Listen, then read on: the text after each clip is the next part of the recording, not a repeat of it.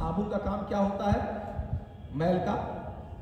चाहे कोई मन से नहाए, चाहे माँ किसी बच्चे को मार करके उसको साबुन लगा के नहलाए, साबुन मना तो नहीं करेगा ना, मैल को छुड़ाएगा ना। तो गायत्री मंत्र वही साबुन है। गायत्री मंत्र वही साबुन है जो मैल को छुड़ाने का कार्य करता है। जाने अनजाने अगर आप गायत्री मंत्र के संपर्क में आ गए तो धीरे धीरे आपको अंतर प्रेरणा देगा और आपको स्वयं जो है आगे का मार्ग प्रशस्त करता हुआ चला जाएगा। तो गायत्री माने सद्बुद्धि। इस गायत्री को समझ ले क्या है। एक शब्द में अगर कोई पूछे, आज इतने लोग यहाँ बैठे हैं, कल बाहर कोई पूछ सकता है कि गायत्री कौन है, तो आप ये चित्र कहाँ ढूंढेंगे? तो गुरुदेव ऋषि की परिभाषा जान लीजिए। गायत्री माने सद्बुद्धि, गायत्री माने, गायत्री माने और यज्ञ माने सत्कर्म, यज्ञ माने सत्कर्म। यानी जब हमारे जीवन में सद्बुद्धि का पदार्पण होने लगे, श्रेष्ठ बुद्धि आने लगे, अच्छे चिंतन आने लगे, अच्छे विचार आने लगे, तो समझ जाएगा गायत्री की कृपा हमारे जीवन में हो रही है। लेकिन केवल गायत्री के आने से बात नहीं बनती है। एक बच्चा सोच ले हमें क्लास में टॉप करना है और खूब संग पूरा टाइम टेबल बनाया और फॉलो न करे। गायत्री तभी प्रभावी होंगी जब यज्ञ रूप में परिणित होंगी, अर्थात सत्कर्म किया जाएगा। नहीं तो मुंगेरी लाल के हसीन सपनों से ज्यादा कुछ नहीं। गायत्री और यज्ञ, ये कहा गया है देव संस्कृति के निर्माता यज्ञ पिता गायत्री माता। एक पिता है, एक माता है। सद्बुद्धि और सत्कर्म की गंगोत्री है। जब दोनों का मिलन होता है तभी जाकर के एक बढ़िया शानदार निर्माण होता है। तो हम लोग आज जो दीप यज्ञ में जुड़ेंगे उसमें यही संकल्प लेंगे। बीच में ये कलावा आपके पास जाएगा, आपके पास सभी लोगों के पास, तो केवल उसमें एक छोटा सा संकल्प है। वो संकल्प अभी बता दे रहे हैं क्योंकि उस समय शीघ्रता के साथ आगे बढ़ेंगे। उस समय आप 3 संकल्प लेंगे। पहला संकल्प होगा उपासना, दूसरा संकल्प होगा साधना और तीसरा संकल्प होगा आराधना। याद हो गया? पहला, दूसरी, तीसरी आराधना। उपासना, साधना और आराधना। अगर भूल जाए तो यूएसए याद रखिएगा। बड़ा लोगों का शौक रहता है यूएसए यूएसए। वो यूएसए भला नहीं करेगा, लेकिन ये ऋषि का दिया हुआ यूएसए आपकी जिंदगी को इतना शानदार बना देगा कि आप कल्पना नहीं याद कर सकते। यूएसए, यू से उपासना, एस से साधना, ए से आराधना। उपासना में क्या करनी है?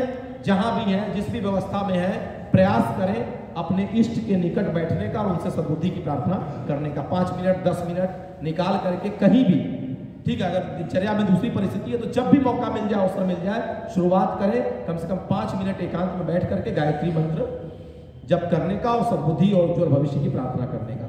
ये छोटा संकल्प, बड़े संकल्प सब नहीं शुरू कर रहे हैं कि ठीक है 3 माला 5 माला, ये नहीं कर रहे हैं। जो कर सकते हैं अधिकतम करें, लेकिन न्यूनतम 5 मिनट समय अपने लिए दे सकते हैं, जहां अपनी व्यवस्था पे ही दे सकते हैं। दूसरा है साधना। साधना किसकी करनी है? साधना किसकी करनी है? भगवान आपके अंदर कमियां हैं, आपको मार मार के साधेंगे, ठीक करेंगे। साधना किसकी? उपासना भगवान की, साधना किसकी? अपने आप की। हम बुराइयों के पुतले हैं ना, तो अपनी कमियों को दूर करना ही साधना है। और गुरुदेव ने 2 साधना बताई, आप कर लीजिए। ज्यादा नहीं कर सकते तो इतना शुरू करिए। संस्कृत में आत्मबोध और तत्वबोध की साधना है। सुबह और रात को जब भी आप शयन से उठें, उठने के बाद अपने बिस्तर पर 2 मिनट 1 मिनट 30 सेकंड के लिए बैठ जाएं और परमात्मा को धन्यवाद दे दें कि प्रभु बड़ी कृपा की आज का जीवन देखने को मिला। कोशिश करेंगे कि ऐसे कोई भी कृत्य ना करें जिससे आपकी नजर में हमको शर्मिंदगी उठ पड़े। इतना तो कर सकते हैं। और वहीं पर जो है सांस खींचते हुए, प्राणायाम करते हुए 3 बार गायत्री मंत्र, मन में 24 बार गायत्री मंत्र बोलते हुए। मन में बोलेंगे तो 1 मिनट लगेगा, जल्दी जल्दी, कोई ऐसे सामूहिक उच्चारण नहीं करना है। मंत्र में बोलते हुए बिस्तर छोड़ दीजिए। बस इतना करिए, शुरुआत अपने से करिए। उठते समय बिस्तर पर बैठ जाइए, 24 बार मन में गायत्री मंत्र, भगवान की कृपा। कोशिश करेंगे हमसे ऐसा कोई कृत्य न हो जिसके कारण आपकी नजर में हमको शर्मिंदगी हो। बस इतना कहकर करिए दिन भर काम, बाकी सब भी जाए। रात को सोते समय मनुष्य गलतियों का पुतला है, जाने अनजाने गलतियां हो जाती हैं। देख लीजिए कहाँ कहाँ त्रुटि हुई। प्रभु कल का नया जीवन दिया अगर, तो प्रयास करेंगे कि कल मुझसे ये त्रुटियां न हो। पूरा प्रयास करेंगे। ये कह करके 24 बार गायत्री मंत्र मनी में बोलते हुए, लेटे लेटे मन में बोलते हुए सो जाइए 24 बार गायत्री मंत्र। ये गायत्री मंत्र वो साबुन है जो आपके अंदर वो सुगंध पैदा करेगी, आपके चेतन नहीं अचेतन और अचेतन मन को परिष्कृत करती हुई चली जाएगी। सुबह आप उठेंगे तो एक नई ताजगी, एक नए फ्रेशनेस, एक नया उत्साह, एक नया जोश, एक नया उमंग आपके अंदर होगा, आपके अंदर की जो मलिनता है, जो कषाय कलमश है, जो दिन भर का तनाव है, उसको मांच के समाप्त कर देगी और आपके अंदर एक नई ऊर्जा के साथ आपका सूर्योदय होगा। ये इतना ताकतवर है। आप इसे केवल 6 महीने एंटीबायोटिक दवा समझ करके अपना आजमा करके देखें। 6 महीने तक नियमित रूप से करें, बिना गैप किए प्रयास करें। सुबह कोई देखने वाला भी नहीं, आपको अपने आप में करना, किसी को दिखाना नहीं, अपने बिस्तर पर सुबह, अपने बिस्तर पर रात को। तीसरा है आराधना। आराधना का ये कार्य यहाँ हो रहा है। जाने अनजाने जब भी चर्चाओं का दौर मिले, आप बड़ी चर्चा नहीं कर सकते, समयदान में आपको दिक्कत है, अंशदान में दिक्कत है, ठीक है, कोशिश करें भारतीय संस्कृति की मजबूती के लिए भगवान ने हमें जो कुछ दिया है, समय, जो कुछ दिया है, धन, उसका एक अंश, 1 रुपये, 2 रुपये, 5 रुपये ही सही, 10 रुपये ही सही, बात पैसों की नहीं है, बात है त्याग के वृत्ति की। मुझे एक दृश्य याद आता है, राष्ट्रीय आपदा आई हुई थी, कच्छ के समय की बात है, और किसी गुजरात के गांव की घटना है कि उस गांव में कुछ बच्चों ने, वो पेपर में ही पढ़ा था कि गांव के बच्चे 5वीं क्लास तक के बच्चे, 3री, 4थी, 5वीं, 6वीं के 5वीं तक के बच्चों ने अपने गुल्लक से वो एक पैसा निकला था 3008 प्रधानमंत्री के नाम संदेश लिख करके भेजा था कि आप चिंता न करें, जब जब राष्ट्र पर आपदा आएगी हम बच्चे अपने गुल्लकें फोड़ने को तैयार है। जिस राष्ट्र में ऐसी त्याग की वृत्ति होगी उस राष्ट्र का कोई बन सकता। उस राष्ट्र के निर्माण के लिए बच्चों ने, उन बच्चों के लिए 20 रुपया, 50 रुपया वैसे ही रहा होगा जैसे मुकेश अंबानी के लिए 5000 करोड़। उन बच्चों के लिए सब कुछ रहा होगा, उस कक्षा 5 के बच्चों के लिए, लेकिन राष्ट्र के लिए वृत्ति थी। तो वो त्याग की वृत्ति थोड़ा भगवान ने हमें दिया है, इस समाज ने हमें दिया है, तो थोड़ा इस समाज के निर्माण के लिए कुछ अलग से आवश्यकता नहीं हो। उसका नियोजन करने का सबसे अच्छा तरीका है कि ज्ञान दान के रूप में, अच्छे साहित्य के रूप में उसको करें। समयदान में आप ज्यादा नहीं कर सकते। कहीं भी आप हैं, कोई चर्चा का दौर चल रहा है, आप फोन पर भी किसी से घर में बात कर रहे हैं, आप आधे घंटे तक उल जुलूल और कैसे हो, क्या हो, और बताओ, और बताओ। कई बार तो फोन पर और बताओ चलता है, मतलब समझ में नहीं आता क्या बताओ, सारी बात हो जाती तो और बताओ। तो उस और बताओ में आप इतना कर सकते हैं कि जब सारी आधे घंटे की आप बकबक कर ले अनावश्यक, तो 5 मिनट उसके शुभचिंतक है आप ना। आज कोई आपका शुभचिंतक था तब तो आपको ये अवसर मिला, तो आप भी तो किसी के शुभचिंतक हैं। 2 मिनट, 5 मिनट के अंदर, 2 मिनट के अंदर उनको ये भी तो पहुंचा सकते हैं कि मैं इस सूत्र के द्वारा वास्तव में आनंदित महसूस कर रहा हूं, मैंने शुरू कर दिया है, आप भी शुरू कर दो। करके देखो, ज्यादा कुछ नहीं है, 2 मिनट सवेरे, 2 मिनट रात को लगना, बिस्तर पर लगना, कहीं जाना नहीं है। जाने अनजाने आप उस व्यक्ति का भला करते चले जाएंगे। और आप एक तरह से देखा जाए तो डेवलपमेंट अफसर की भूमिका निभा रहे हैं। LIC में DO होता है, वो सारे LIC एजेंट्स बनाता है और सबकी तरफ से उसको कमीशन पहुंचता है। आपके माध्यम से जितने लोगों के जीवन में वो सूत्र पहुंचेगा और जितने लोगों के जीवन का भला होगा, इनडायरेक्ट वे में उसका परसेंटेज आपके जीवन में जुड़ता हुआ चला जाएगा, आपको पता भी नहीं चलेगा। तभी तो कहते हैं कि लोक कल्याण में सबसे बड़ा स्वार्थ परमार्थ में। स्वार्थी बनिए ना, परमार्थ इस ब्रह्मांड का सबसे बड़ा स्वार्थ, उससे बड़ा स्वार्थ कुछ हो ही नहीं सकता। व्यक्ति का अपने आप भला होता चला जाता है। लोक कल्याण करने में कई बार लोग मुझसे पूछते हैं, कई बार पूछते हैं, एक बार की बात नहीं है।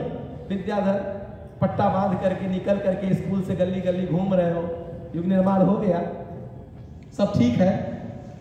मैंने कहा पता नहीं, बात की बात है कि लोगों के लिए कलयुग है, युग निर्माण हुआ कि नहीं हुआ, लेकिन युग निर्माण योजना को आगे बढ़ाने में, उन सूत्रों को लेकर के अपनी बांसुरी साफ करने में अपने जीवन का वो निर्माण हो गया कि आज इस मंच से आपके सामने मुझे कहते हुए गौरव होता है कि दुनिया के लिए कलयुग होगा। आप मुझसे नींद में भी पूछ लीजिए कौन सा युग चल रहा है, तो मैं कभी नहीं कह पाऊंगा कलयुग चल रहा है। मेरे लिए सतयुग उसी दिन प्रारंभ हो गया जिस दिन युग ऋषि का वर्णन कर लिया, जिस दिन गायत्री के सानिध्य में आ गए, उसी दिन से मेरे जीवन में उस सतयुग का आगमन हो गया।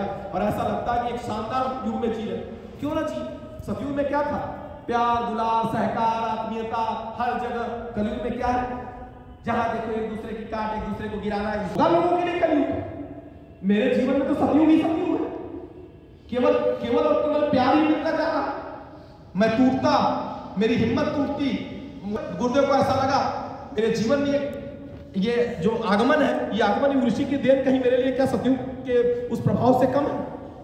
आपके पास है, मेरे तो कभी कभी ये सौभाग्य मिलता है। आप तो उस औरा में रह रहे हैं, उस औरा को काम कर रहे हैं, निश्चित रूप से बना रहे हैं कि उस जीवन के सूत्र को भाई साहब ने इतना शानदार जिया है। मैं आज यहाँ से इस मंच से उसको विधिवत वर्णन करने के रूप में नहीं हूँ, लास्ट में जरूर चाहूंगा 2 मिनट में उस जीवन के सूत्र निश्चित रूप से जिनको हम बातें कह रहे हैं उसका सेवन। एक बात और कह दें, यहीं पर बात समाप्त करेंगे। रसगुल्ला देखा है आपने? मुझे बहुत अच्छा पता है, भैया को बहुत अच्छा पता है रसगुल्ला कैसे बनता है। रसगुल्ला कैसे बनता है सारा विधा पता है, सब कुछ है, सब कुछ है। ये भाई पीछे बैठे हैं, सामने बैठे हैं, उधर बैठे हैं, भाई साहब बैठे हैं। हम बताते बहुत बढ़िया है और हम खा नहीं पा रहे। आप लोग कुछ नहीं बता रहे और आपको रसगुल्ले का स्वाद चख रहा है। फायदे में कौन है मुझे बताइए, खाने वाला कि बताने वाला? रस क्यों कर, रस किसको मिल रहा है रसगुल्ला का? आनंद में कौन है? आनंद में कौन है? वो रस का स्वाद भले ना पता पावे, जो गूंगे मीठे फल को रस अंतर मन ही भावे। बस वही चीज है। कहने वाला गुरुदेव का सूत्र था, कहने वाला करने वाला होना चाहिए। मैं आदर्श ढूंढने बाहर नहीं जाता, बहुत धोखा हो सकता है आदर्श ढूंढने में बाहर। इसीलिए भाई साहब और ये हमारे युवा प्रकोष्ठ के तीनों भाई, ये हमारे आदर्श व्यक्तित्व हैं। इनके जीवन से हमें प्रेरणा मिलती है। आदर्श साथ लेके चलते हैं, दूर आदर्श मत तलाशिए। आपका तो सौभाग्य है कि आपके प्रांगण में इतना श्रेष्ठ और शानदार आदर्श आपको मिला हुआ, दूर की बात नहीं है। एक बार फेसबुक पर किसी बच्चे ने बिहार से, वो भैया को पता है सब लोगों को, कि एक पोस्ट डाली थी, उसमें किसी पेपर वाले ने, मीडिया ने कुछ